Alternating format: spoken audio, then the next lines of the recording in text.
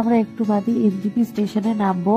আর বাইরেটা দেখো কি সুন্দর লাগছে, পুরোপুরি কুয়াশায় ভর্তি। তাহলে চলো আগে স্টেশনে নামি। তো আমরা এখন এনজিপিতে নেমে গেছি, আর এখন আমরা যাচ্ছি হচ্ছে ট্যাক্সি স্ট্যান্ডের ওখানে।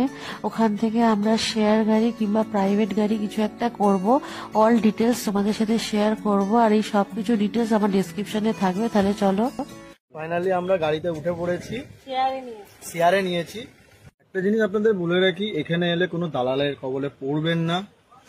সোজা এনজিপি থেকে নামবে, স্টেশন থেকে নেমে এখানে পার্কিং এর জায়গা আছে, ওখানে এসে শেয়ার গাড়ি করো। বন্ধুরা তোমরা দেখতেই পাচ্ছ, আমরা এখন এনজিপি থেকে রওনা দিয়ে দিয়েছি গ্যাংটক যাওয়ার উদ্দেশ্যে।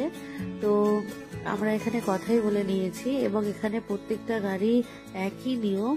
ওনারা এনজিপি থেকে যারা গ্যাংটক যাচ্ছে তাদেরকে এমজি মার্গ অব্দি ড্রপ করে, আর যারা যারা দার্জিলিং যাচ্ছে তাদেরকে দার্জিলিং এ ট্যাক্সি স্ট্যান্ড অব্দি ড্রপ করে। বন্ধুরা তোমরা যারা এনজিপি থেকে গ্যাংটক অব্দি যাচ্ছ তাদের শেয়ার গাড়িতে মাথাপিছু 500 টাকা করে পড়বে।